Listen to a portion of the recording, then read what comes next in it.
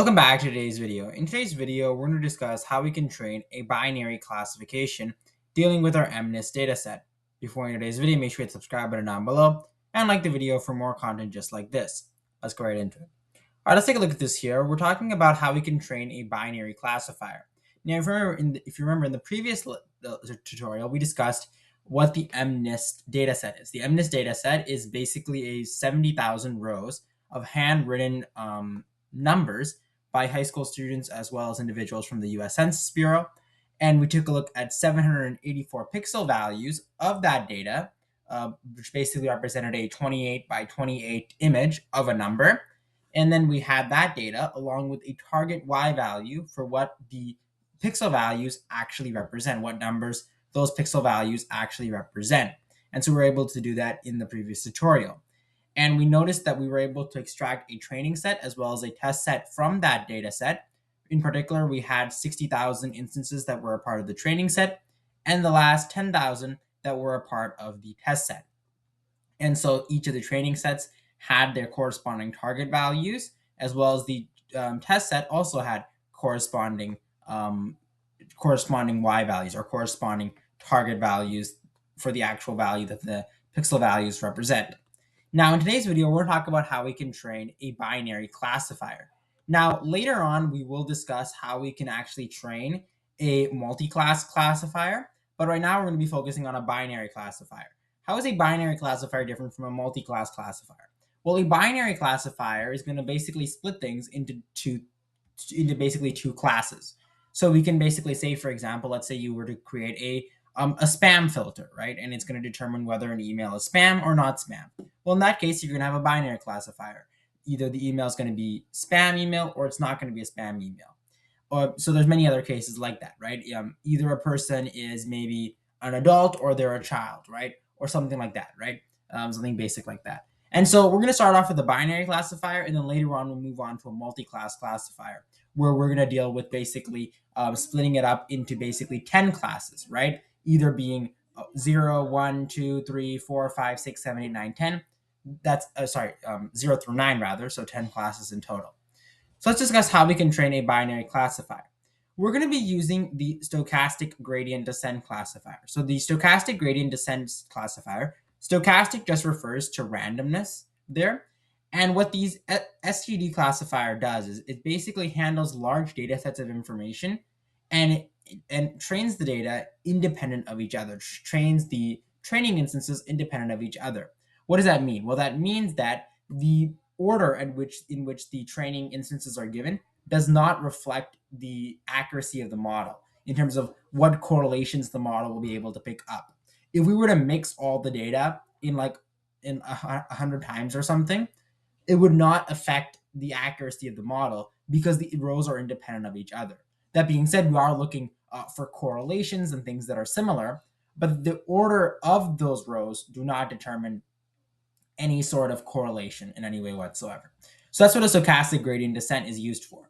Now, in particular, some important things about it is that it is very good at predicting linear data. So data that we can typically draw with a line graph. Okay, so it's not necessarily good with data that might be, for example, we could describe with a decision tree or maybe a random forest, data that might be nonlinear. It's more good with linear data as well as normalized data. Normalized data meaning that all the x values will be within a particular range. Typically, if it's normalized, you're going to have from -3 to 3. If it's standardized, or you might use a min-max scalar in order to normalize it, or something like that. All right, so that's what we're going to be using here. And so again, we want two classes. So we're thinking about our data set. Our data set's going to be from 0 to 9 in terms of the individual classes. Well, for us, since we're going to be doing a binary classifier for now, we're going to be doing either 5 or not 5. So we're going to say either a number is 5 or it is not 5. Now, just thinking about that for a second, let's just assume, for instance, that our data set has roughly 10% of the numbers being 0, 10% of the numbers being 1, 10% being 2, and so on and so forth, right? If this is a good data set, we would expect that roughly, since we're going to be dividing it up into 10 classes, we would want 10% of the data to fall under a particular target value.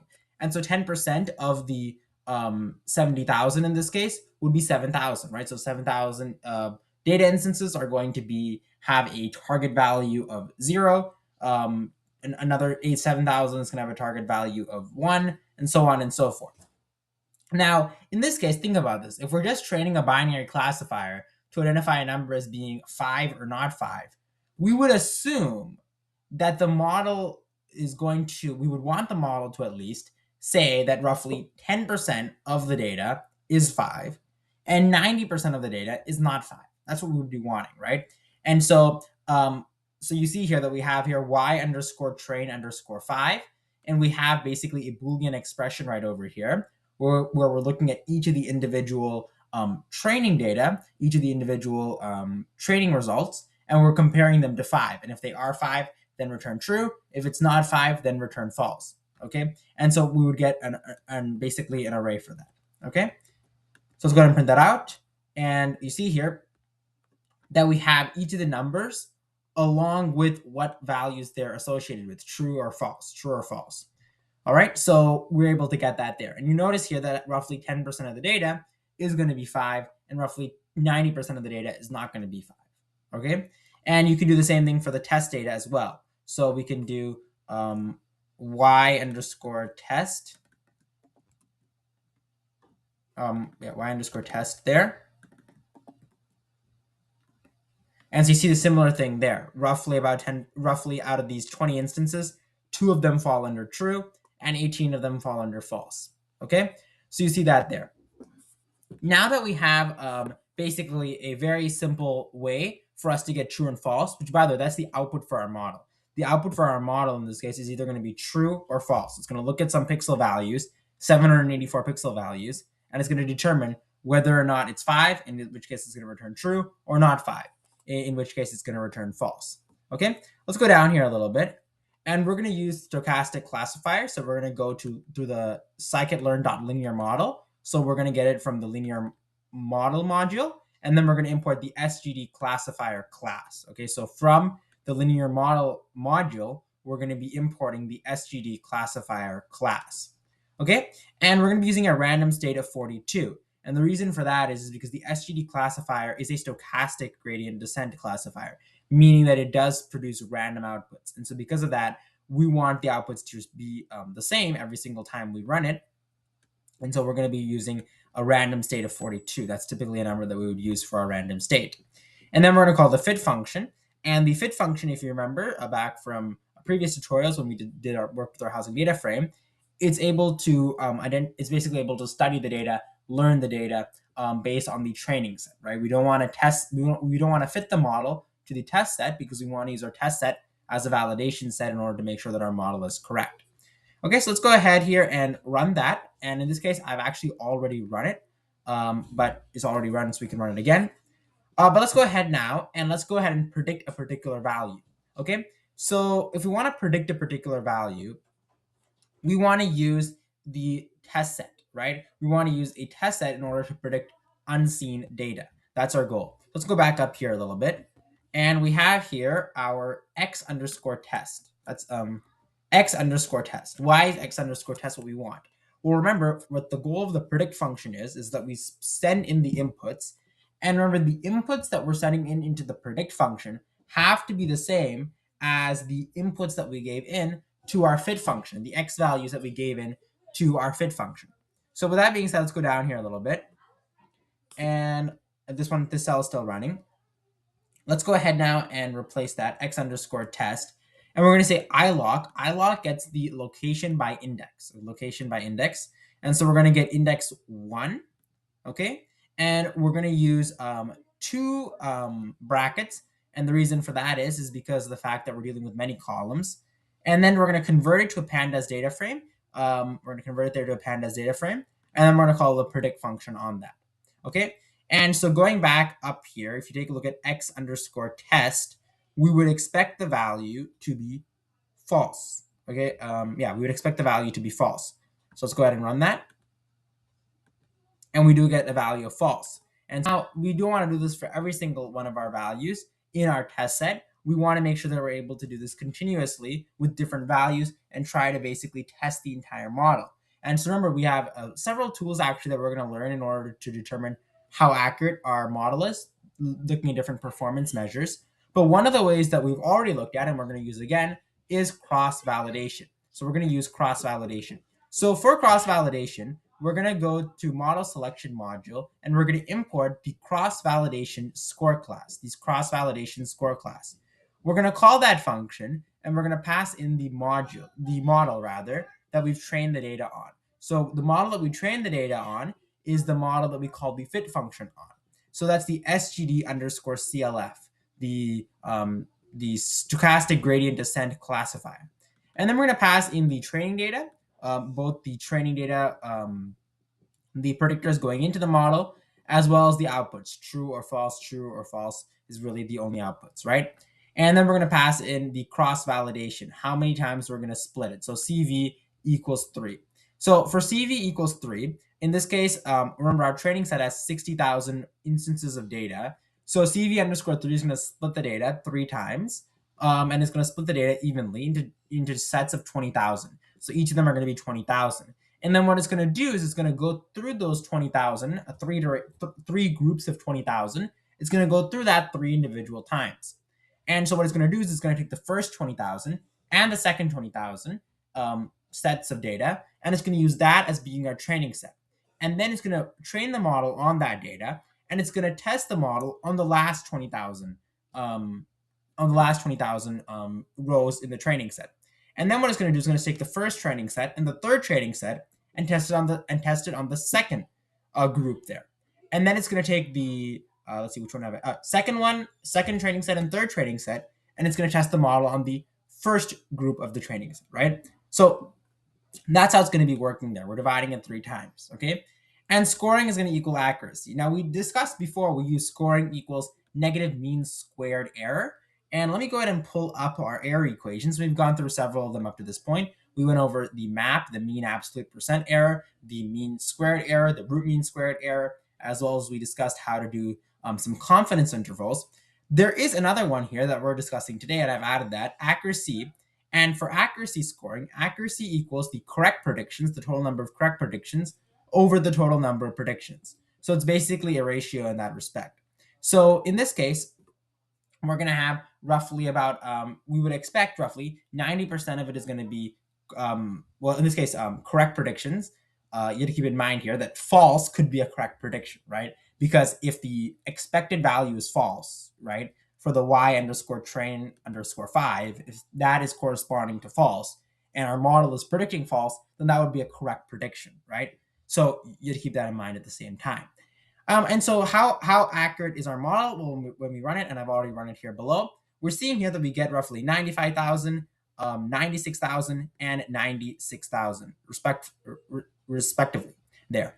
So those are our 3 validation scores, And in each of those examples, we were able to test the model on a different group there. Since we have 3 groups, we're going to get 3 different results there. Okay, so you can see here roughly if we were to average that, if you will. Let's just go ahead and do a quick average here. And let me just take that in there, just that we can get a better result here.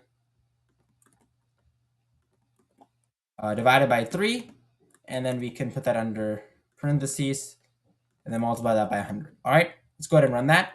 And so we get there, and just that way it's easy for you guys to see. I think we can do like something like that. All right. Yeah. All right. We can just leave it there for now. All right. So there you go. 95.7. All right. 95.7% accuracy. So that is our accuracy percent. That is roughly our accuracy percent. Now, is that a good accuracy? Well, obviously that is a very good accuracy. But let's think about this for a second. That is not really as high as you might think, right? And the reason for that is because remember, only very few of our actual results were equal to 5. And so if the model just assumed that false was going to be the answer, right? That 5 was not the number that we were actually having in a particular instance, the model would be correct about 90% of the time if it just assumed that it was false. Now, in this case, it was more accurate than that, right? Because of the fact that it was 95% accuracy, not 90% accuracy, almost 96% really. So it was more accurate than that. So keep that in mind, all right? So we're going to be looking at different performance measures, however, in the next few lessons. But just keep that in mind that just because it's 95% accuracy does not mean that it's the greatest accuracy. Obviously, it isn't that bad. It's not like it was like 80% or something like that. It was definitely much higher than just randomly guessing, which would have been, if you were to just purely randomly guess, you would probably have a 90% accuracy there. All right. So there you go. Or not guessing, rather. I shouldn't say guessing, because guessing, well, guessing would also be correct. Yeah, guessing, not guessing, because guessing would be roughly 50% accuracy, right? Not guessing, I should say rather, assuming that all the values are false. If you just assume that all the values were false, you would still have roughly 90% accuracy. If you were to guess the answers as being true or false, you would have roughly 50% accuracy. Yeah, because if you were to guess using the law of total probabilities, your expected percent of accuracy would be roughly 50%, especially if you were to guess over the course of 60,000, guess over that many, not 60,000, but 20,000 individually, right? If you were to guess that many times, the law of total probabilities would state that you would be correct roughly 50% of the time. Although if you were to just choose false as being your answer all the time, then you would have roughly a 90% accuracy. But in this case, it was a 95% accuracy. 95% accuracy. We'll be looking at different performance measures in the next few lessons. We'll be looking at how exactly we can use the confusion matrix, precision and recall, some trade-offs between precision and recall, as well as the ROC curve.